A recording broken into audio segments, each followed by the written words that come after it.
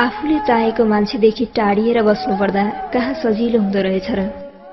सबै कुरा पुगे पनि आज तिम्रै मायाको मात्र कमी छ मलाई।